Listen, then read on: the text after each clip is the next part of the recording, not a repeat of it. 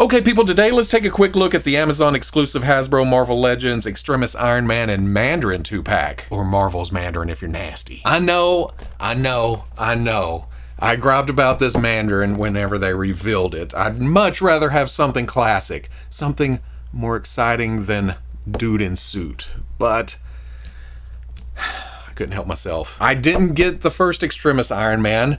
I'm interested in the updates here. I'm interested in having this armor in the collection, and I'd like to have Mandarin in some form or fashion somewhere standing on my shelves. So this should do for now. I haven't even opened the package, so I don't know yet, but it's Mandarin. He'll be there until they have to give us something in the future, right? A different version, maybe? Until then, we're looking at this set, which is in your standard Marvel Legends packaging. Marvel Legends logo, a window showing the figures and the accessories, Iron Man Extremis, Marvel's Mandarin, the Invincible Iron Man, warning, choking hazard, small parts. Don't put the two middle-aged gentlemen in your food orifice. On the side, some artwork from the comics. Mandarin plotting to take over the world, Iron Man doing his shooty thing. On the back, different artworks of those two characters and the names, and no bio, just more warnings, small parts. What'd I tell you? On the other side, yet more artwork. They really got to justify the old man look for Mandarin and then the younger look. Then there's Iron Man again, Marvel Legends logo. On the top, the Invincible Iron Man. On bottom, legalese, barcode. Let's get this open, see what's going on here. Starting off with Mandarin because it's this Mandarin. If we had to get Mandarin in a suit, I'm happy that they reused the Spider-Man No Way Home Matt Murdock body. It's just so much better than the older Coulson body, and then all the figures that reuse that Coulson body. The proportions are about the same. It may be thicker in places, but the big thing is that it's way more stable. You can just throw it down and it stands up. This reissue of J. Jonah Jameson uses the old legs, and it just has kind of a rock to it. I mean, yes, you can get it standing, but notice the tipping. The feet have a slight curve to them on top of not really wanting to go forward further than that. The new body has, it's not a lot, but you can see it goes forward more, and that just makes for a better base when it comes to pow, standing on your shelf. The Matt Murdock body is also pinless, so we should never have to endure these again. From now on, if it's a suit body, let's go here, with variations to the overlay and things like the tie. Bringing Jonah back, at first I thought, well, okay, it has that same swooshiness and split, but no, it's not the same tie. Same positioning, but the Mandarin's tie is thinner. It's more stylish, I guess. This is old school, bring me pictures of Spider-Man. In fact, this pretty much replicates the cover that they were going for. The long jacket, the tie swooshing to the side. Not so much the hands, but we will get to that in accessories. The head is pretty damn accurate though. From a distance, it does kind of look like Tony Stark with long hair, but you get up close and you can see some slight differences. The skin tone, the goatee, the hair swooshing back, flowing back, down the back. I said back too many times. Oh, I nearly forgot. The arms, again, reuse. The torso underneath the jacket, reuse. The pants, of course, the legs.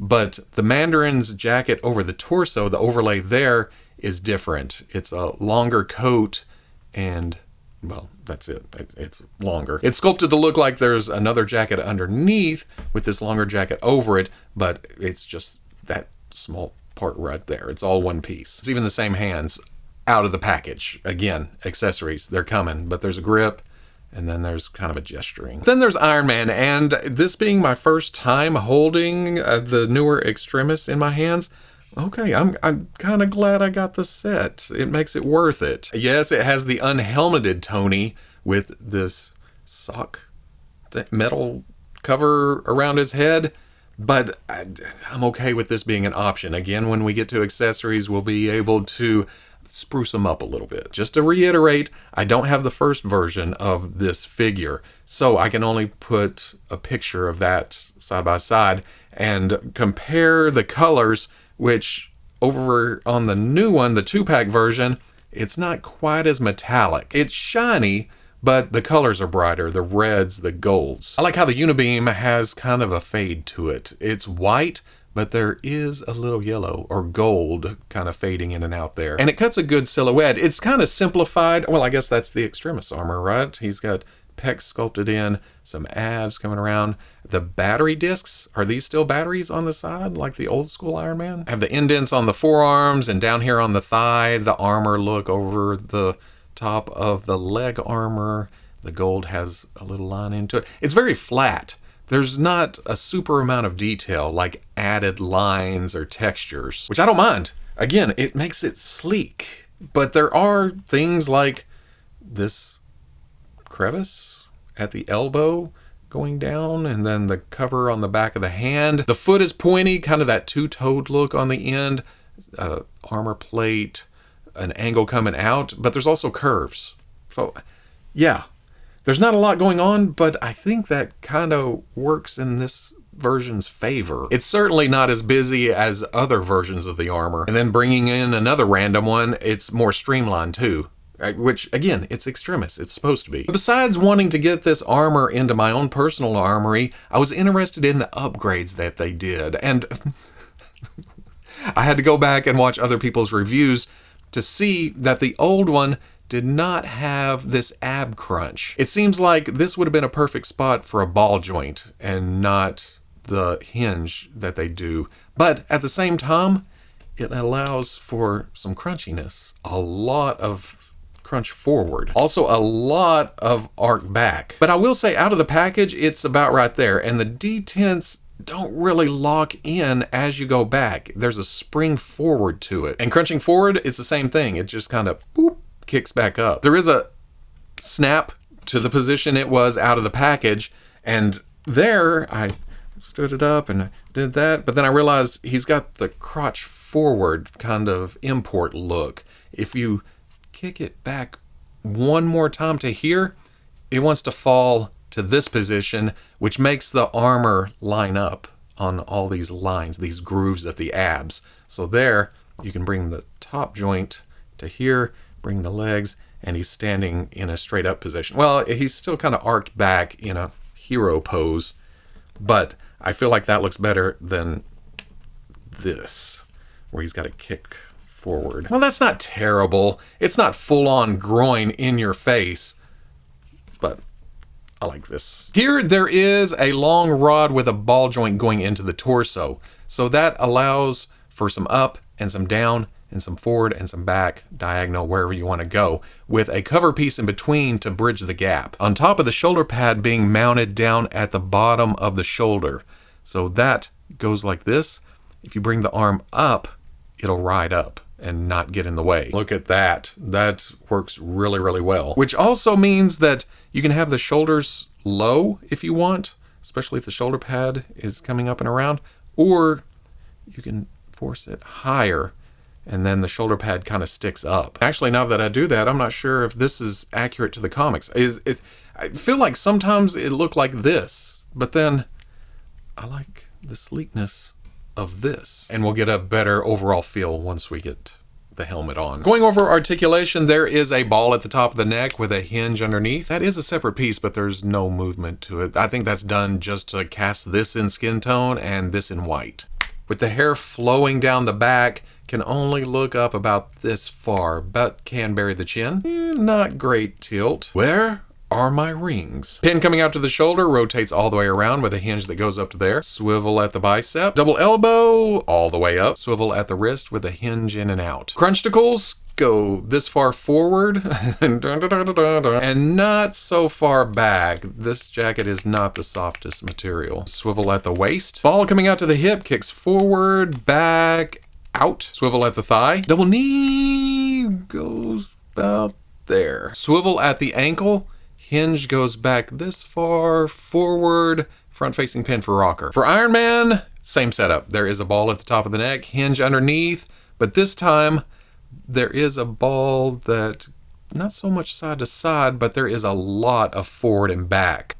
So that should allow for a hell of a lot of up, which is great for flying poses. Down, just as good. Teeny tiny more tilt. Where the hell is my helmet. Like we talked about, there is a rod going in with a ball joint in the torso, goes back, forward, up, down, diagonal, rotates all the way around, then a hinge at the end of that brings the arm up to here. Swivel at the bicep, nicely hidden by this shoulder pad. Double elbow this far. Swivel at the wrist with a hinge in and out, which is great for repulsor fire. Dumbbell below the pecs, go forward, go back, tilt, tilt, rotation, and then a hinge below that brings it this far, which is actually this far, and back this far, which is actually this far. Ball coming out to the hip goes forward, goes back, goes out. Oh, no, hold on. Let's get that out of the way. Bring this to here, goes to there. Thigh swivel hidden beautifully down inside the leg armor, so it does rotate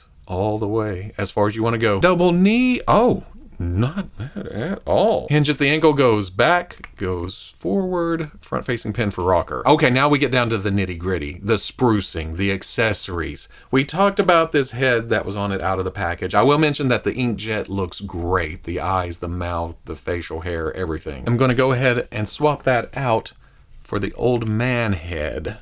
I thought I'd read Extremis, but I do not remember old man Mandarin showing up and having the rings fused to his spine. So the hands not having the rings are accurate, but there are also these alternate hands that you can switch out. And those are a bit more evil villain with the pointy fingers and the pose and such. Still no rings, and I do believe these were supposed to be robotic. Were they skin covered at one point? I may be wrong about half of this, but this is what I've gleaned in a quick search. During their fight, Iron Man apparently ripped the rings out of the spine, but then somehow Mandarin got Extremis into his body and he turned himself young.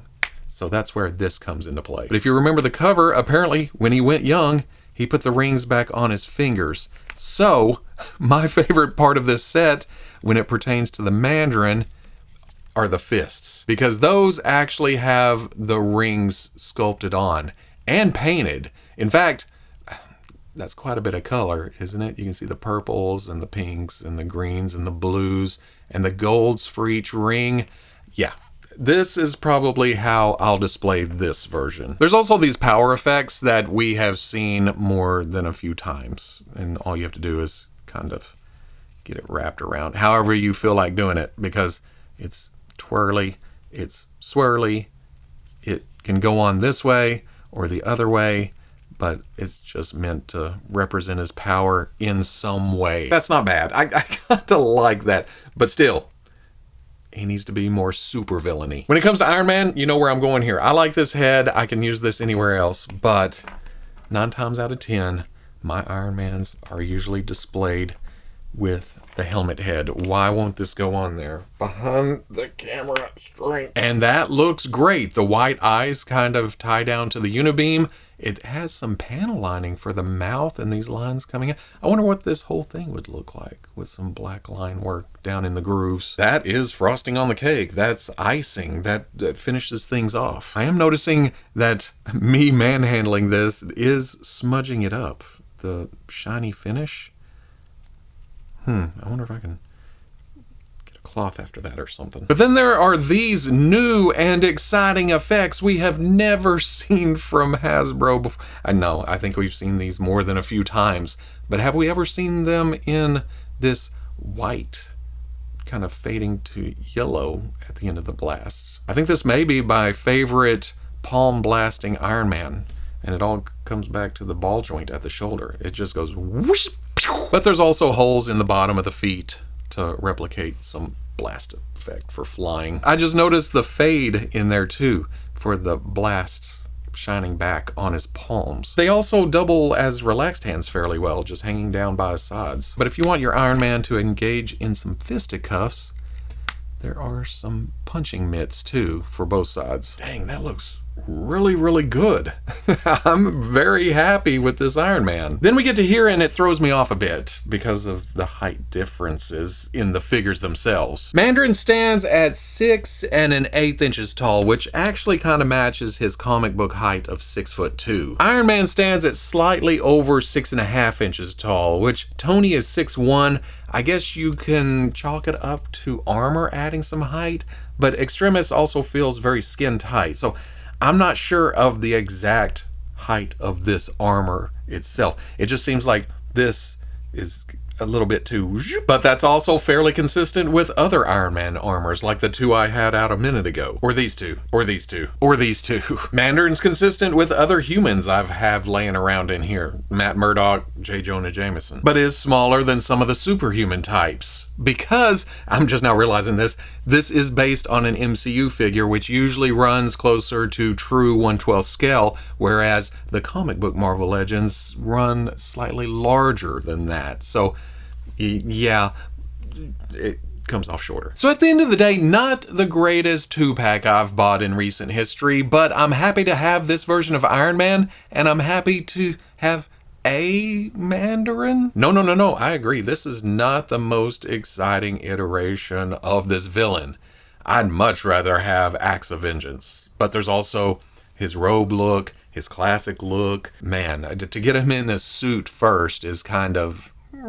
But this Iron Man is awesome. I don't even remember why I skipped the first figure. Maybe I was Iron Man'd out because we were getting a lot of Iron Mans there for a bit. But it's slowed down more recently, and it's nice to get an Iron Man every now and then, especially when it's a new version, a different version, something I didn't have. Now, I get it. These two looks for these two figures go together in this storyline.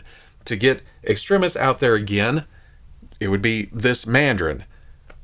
Or they're like, hey, this Mandarin would be easy reuse of the Matt Murdock body. We already have an Extremis. Let's do it. Whichever came first, chicken or the egg, this set does complement each other figure-wise. So I do get it. I really do.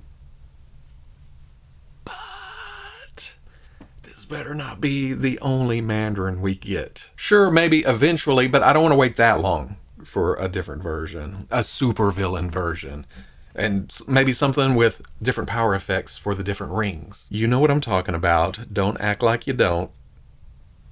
Anyway, that's this 2-pack. It's there if you want it. Link is in the description. If not, I would not blame anybody for waiting for a better version, a different version, your version. Bye.